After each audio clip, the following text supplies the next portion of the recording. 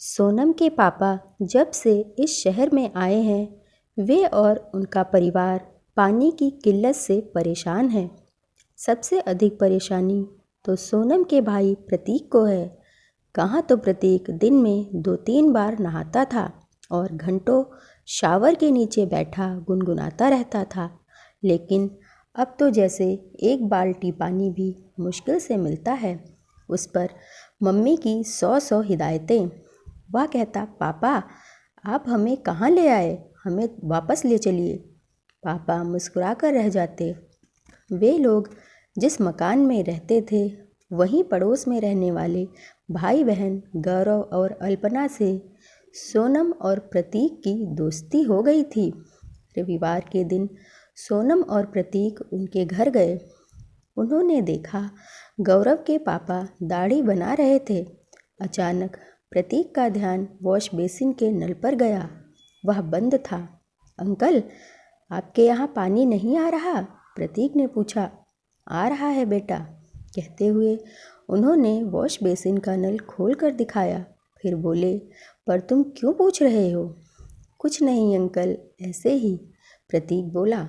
लेकिन सोनम समझ गई, पर कैसे कहे कि उसके पापा तो शेविंग करते समय वॉश बेसिन का नल खुला ही रखते हैं। गौरव अल्पना के घर तो उन्हें और भी अनेक बातें पता चलीं। गौरव के पापा ने अपनी कार के अधिकांश हिस्सों को गीले कपड़े से पोंछा। कार एकदम साफ हो गई। गौरव ने कहा, प्रतीक मैं नहा कर आता हूँ, और वह झटपट नहा कर आ गया। प्रतीक चकित था। बोला, नहा है? और नहीं तो क्या, एक बाल्टी पानी से खूब मज़े से नहा लिया। गौरव ने मुस्कुराते हुए कहा। वाह क्या बात है, प्रतीक बुदबुदाया। इधर सोनम ने भी देखा अल्पना की मम्मी को।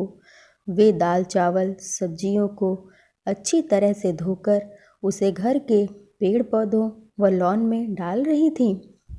हमारे यहाँ तो ऐसा पानी नाली में बहा दिया जाता है, सोनम ने प्रतीक से कहा। कुछ देर बाद दोनों भाई बहन अपने घर लौट आए। प्रतीक बोला, सोनम आज तो गौरव के घर जाना फ़ायदेमंद साबित हुआ। बिल्कुल ठीक कहते हो प्रतीक, सोनम बोली। मैं भी यही सोच रही हूँ। सचमुच पानी की बेहद कमी है, लेकिन फिर भी अल्पना के घर की पानी संबंधी व्यवस्था सुचारू रूप से चल रही है।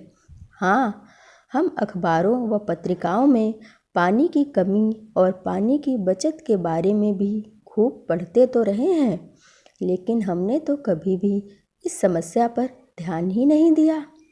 प्रतीक को अफसोस हुआ। वाकई हमें अब सावधान हो जाना चाहिए। केवल ज़रूरत जितना ही पानी इस्तेमाल करने की आदत हमें रोज़मर्रा के जीवन में डालनी चाहिए, जिससे कि पानी का उचित उपयोग हो, व्यर्थ की बर्बादी नहीं। सोनम ने समझदारी की बात कही। हाँ, तुम ठीक कहती हो, पानी का विकल्प पानी ही है। प्रतीक ने भी अपनी सहमति दी। दोनों ने अपने मम्मी पापा से भी बात की। मम्मी पापा बच्चों के मुंह से ऐसी बातें सुनकर हैरान थे और खुश भी। बच्चों, सबसे पहले हम पानी बेकार नहीं करने का संकल्प लेंगे। पापा ने सोनम और प्रतीक को समझाया।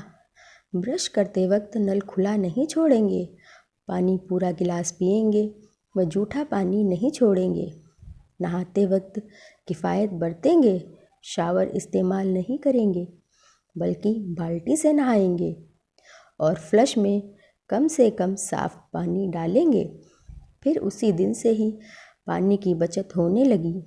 साथ ही घरेलू कामकाज भी सुचारू रूप से चलने लगे। मम्मी पापा से शुरुआत की गई।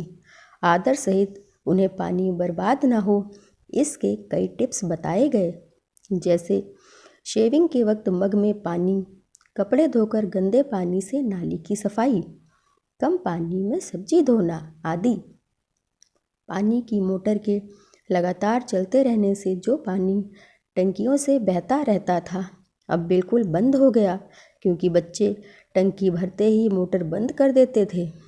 धीरे धीरे बच्चों को इस काम में मज़ा आने लगा। अब तो कहीं भी पानी बर्बाद होता दिखता तो वे दल बल सहित पहुंच जाते। जिन घरों में रोज धुलाई होती थी वहां अब पोछा लगने लगा। बदलाव धीरे धीरे आ रहा था। फिर एक दिन मम्मी ने सोनम और प्रतीक के साथ साथ उनके अन्य मित्रों को संग में लेकर प्यासे पक्षियों हेतु छोटे छोटे मटके कॉलोनी के पेड़ों पर बांधे। प्यासी चिड़ियों को पानी पीते देखकर खास तौर पर छोटे छोटे बच्चों को बहुत सुकून मिला। हर एक बच्चे की जिम्मेदारी में 3-3 मटके थे। वे उन्हें खाली होने से पहले ही भर दिया करते थे। अगर आपको हमारी ये कहानी पसंद आई हो तो कहानी को लाइक करें और चैनल को सब्सक्राइब करें।